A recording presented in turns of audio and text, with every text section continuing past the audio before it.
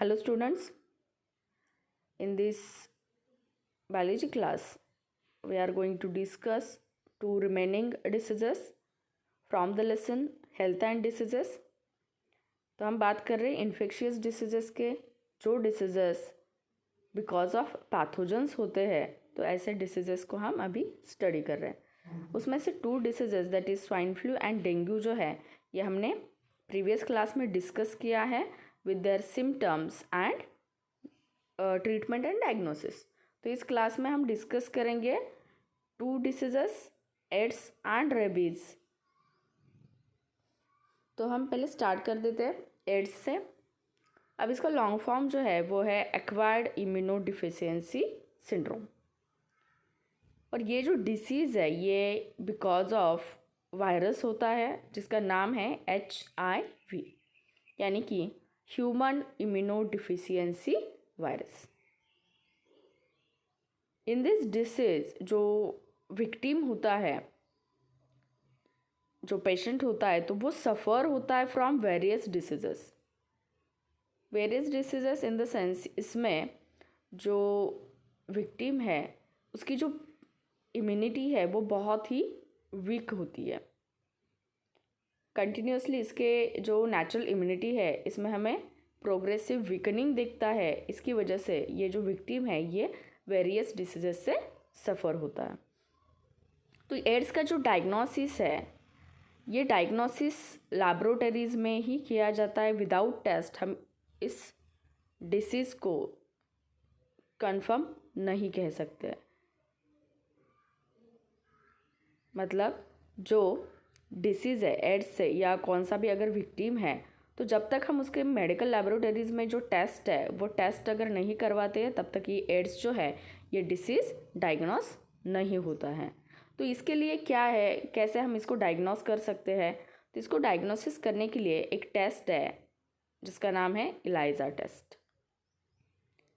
तो ये जो टेस्ट है ये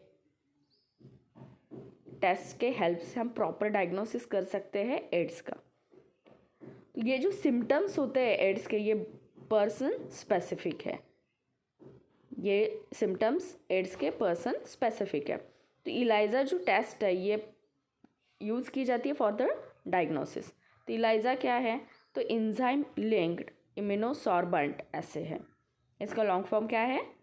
एंजाइम लिंक्ड इम्यूनोसॉर्बेंट ऐसे। तो इस टेस्ट के हेल्प से हम HIV वायरस को डिटेक्ट कर सकते हैं या फिर जो विक्टिम है ये एड्स से सफ़र हो रहा है कि नहीं ये डायग्नोस करने के लिए इलाइजा टेस्ट को यूज़ किया जाता है।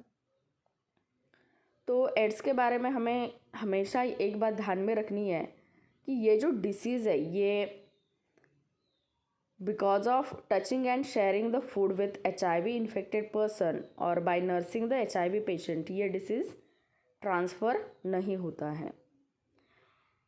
कुछ ऐसे जो मिसअंडरस्टैंडिंग्स होते हैं या फिर जो अवेयरनेस नहीं होता है पीपल्स में, इसकी वजह से जो पर्सन HIV से सफ़र होते हैं इनके साथ जो बिहेवियर किया जाता है वो ठीक नहीं होता है।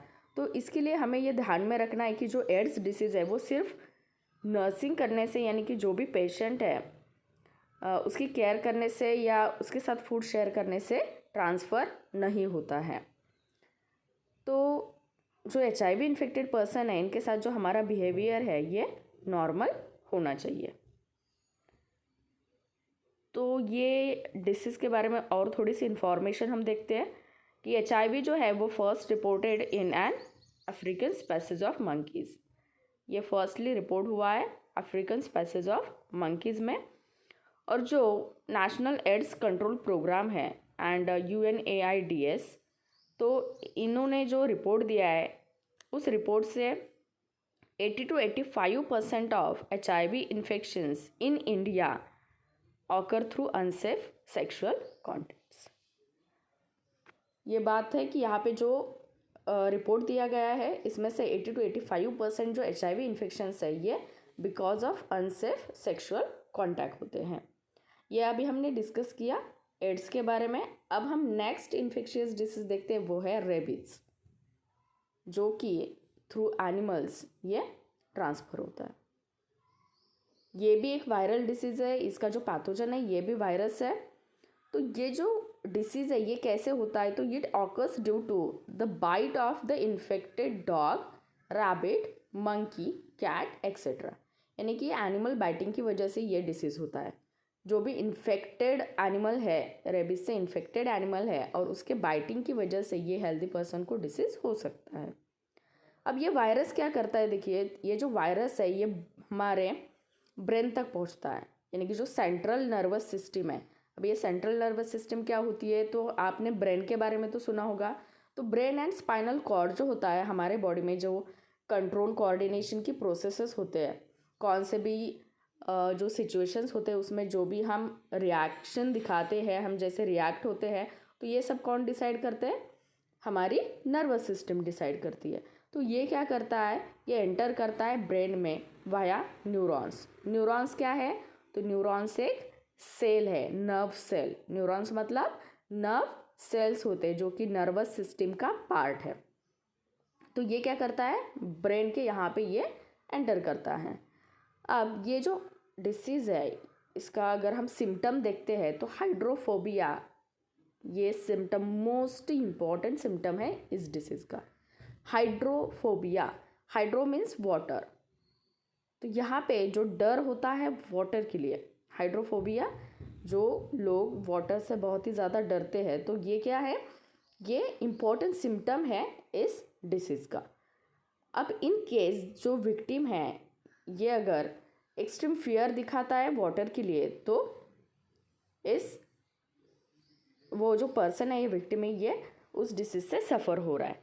तो जो रेबीज़ डिसीज़ है ये फैटल डिसीज़ है, यानी कि जिसकी वजह से डेथ होती है, और ये जो फैटिलिटी है ये प्रिवेंट की जा सकती है वैक्सीनेशन से।